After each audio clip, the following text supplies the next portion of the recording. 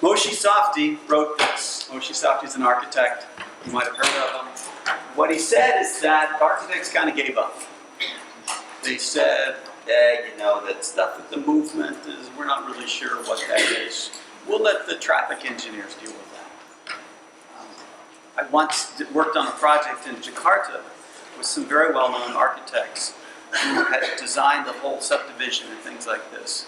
And we came in and we said, okay, so how are people going to get there? And they had absolutely no idea. But they had absolutely no idea how the people were going to get to work, how they were going to get to school, how they were going to do anything. But it looked cool. And so we have this kind of stuff. And we have this kind of stuff. Subdivision X, somewhere in Florida. So, I live here. Craig lives here. Craig has a pool. Craig calls me up and says, Mike, why don't you come over? Sip some beers, go to the pool. It's a 7-mile drive. This is what we are living. This is what we are leaving. This is our legacy. So, the New York State definition of architecture is you can pay attention to stuff outside of your little box. The old school was you get a program, how big, footprint, FAR, how many people, so forth and so on. And then you just say, well, everyone's going to drive. And so we'll estimate some car trips, and we're going to need a bunch of parking, and then bam, we need a bunch of roads. That's what we've been doing since about World War II. And that gives us the garbage that we got. What we do now is we get a program where we say, well, where are people going, and when are they going, and how are they getting there? And maybe there's some sort of combinations that we can work. Maybe this is a management issue. Maybe this isn't let's just build everything.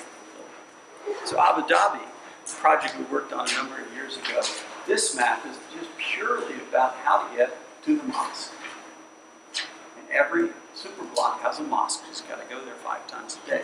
And this is about how far you can walk in 5 minutes once you get out of the train station. And if you'll notice, you can walk fairly far over here. This is a third of a mile, 500 meters. But you can't really walk over here because there's a bunch of highway. You can think of it what I call the no-sweat cycling, which is a little bit of a pun. You can think about it. But it's the idea that if you're going to ride a bike, when you get to wherever you're going to go, you don't want to be lathered in sweat. And so the way to do that is have things kind of close together. Now, mobility is not just about going places, whether you're on a bike or walking or on a train or driving. It's about public health. Frankly, we're getting large. We're all dying of diabetes. And we're doing that because we're not perambulating.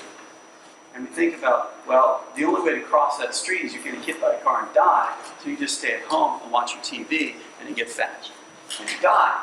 Or you can redo the road so you can cross the street and you live long and healthy with a happy heart. It's sort of a choice you have to make. But if your commute is longer than 45 minutes by whatever mode it is, you're going to get divorced sooner or later. Because what happens is you're so sick and tired, you come home and you have to kick the dog. If there's no dog, you have to water the grass, so you have to yell at somebody because there's road rage.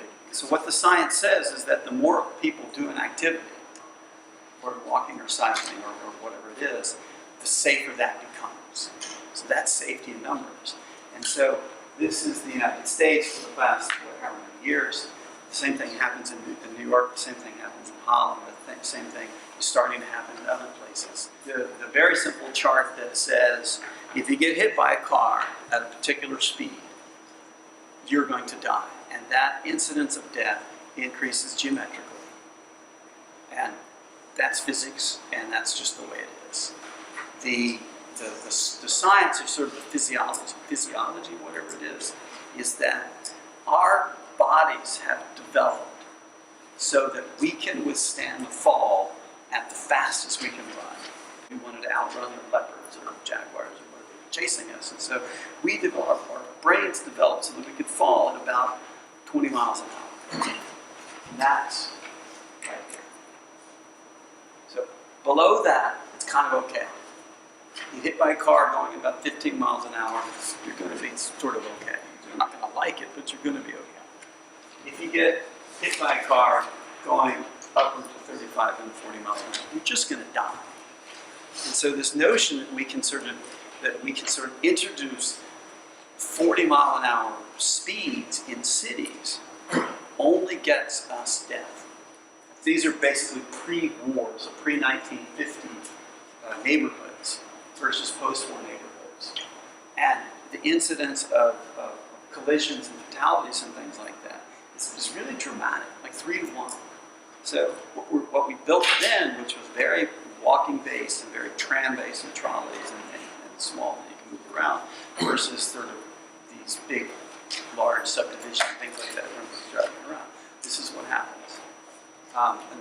Another way to look at it is from a traffic engineer's point of view. This is level of service A. It's wonderful. You can get in the car, you don't ever have to stop, you can drive, it's all good, you can go wherever you want. That's A, it's perfect. This is F, terrible. There's all this congestion and parking, there's people walking around. It's terrible as a driver. Economically, it's awful. There's no one making any money here. The only person who made any money was the guy who painted the stripes. Everyone else, they're just throwing their money away on gas. These guys are all making money hand over fist, which is why they're all there. The relationship between vehicle miles traveled and gross domestic product is peaked in sort of the 90s, and now it's starting to fall. So what's happened is that a lot of people will say that, or historically they've said that we have to drive because driving drives the economy. And what we're finding is that as economies mature, that is disassociated. So we have to build more roads, so we widen the roads, and then people will buy houses out wherever the heck, and then they drive more, and then there's more congestion, and then they yell at the politicians, and they build more roads, and it's this sort of vicious cycle. This is called induced travel. And as architects, we kind of have the vision to say, hang on, we don't actually want everyone driving around all the time. That's not our goal in life. It's not certainly my goal. Automation is not going to save us. So don't be seduced. 60 people in a car. This is 60 people in an Uber. This is 60 people in an autonomous vehicle. Let's talk a little bit about some details of street design. Is that what we found a number of years ago is that there was a lot of design guidance for highways. It's very good. So it's basically, if you're building a highway between here and like Los Angeles or somewhere, you would draw a line on the map and you would go over the mountains or move stuff or dig tunnels and stuff like that. You build the highway, it's all good. We have great highways. But in the city, we don't do that because we can't really move the buildings. Highway design is an addition. And city design, city street design is division. And think about, there are constraints, and then it becomes a management issue. And we were looking at these intersections because they were very dangerous. We said, how can we make them safer? We said, well, if everyone here is turning right, that means no one's going straight. And if no one's going straight, what is this 7 meters worth of asphalt? Because we could build more sidewalk. We could build more, we can make a shorter crosswalk, we could make it safer, we could plant more stuff. This has implications in terms of stormwater management, it has implications in terms of heat island effect, it has implications in terms of the mode split, in terms of mobility, it has implications in terms of safety. Why did someone build a pedestrian bridge over a crosswalk? And so, if you're working on a building and your client says, oh, we need to have a pedestrian bridge, what you say is, you're like, hang on, everyone's crossing the street. They're going to cross the street. Why are we building all this other stuff? What? So no one can use it? Because no one uses this. And we're going to see who uses the crosswalk. Not that person that's got a bike. There's no one. There's no one. Hang on, look at this guy. You see him? See the guy in the Speedo? The guy in the Speedo uses the crosswalk. So my conclusion from this very short analysis is that that crosswalk is for almost naked people. If you have clothes, you don't have to use it. See, these are just really simple things. Like a 5-foot sidewalk. So 1.5 meter sidewalk is sort of the standard here in the US. And this is my wife, and these are my 2 daughters, and they're kind of crunched up. They like each other, so it's sort of okay. But this is them on a 6-foot sidewalk, and they can walk nice and hold hands, and it's kind of much more comfortable. And so when you make these decisions about how wide you're going to make stuff, go out and watch people, and look at how people use these things. In this case, in Guadalajara, this guy, he's just reading a book. He's sitting under a tree reading a book. How wonderful is that? So this isn't really about mobility, this is about living. During Friday prayers in Abu Dhabi, there is a mosque here, and the mosque is full. So they just go out in the street. And so this is how they're using their streets. They're using their streets by, they're differently managing the streets. It's not a highway.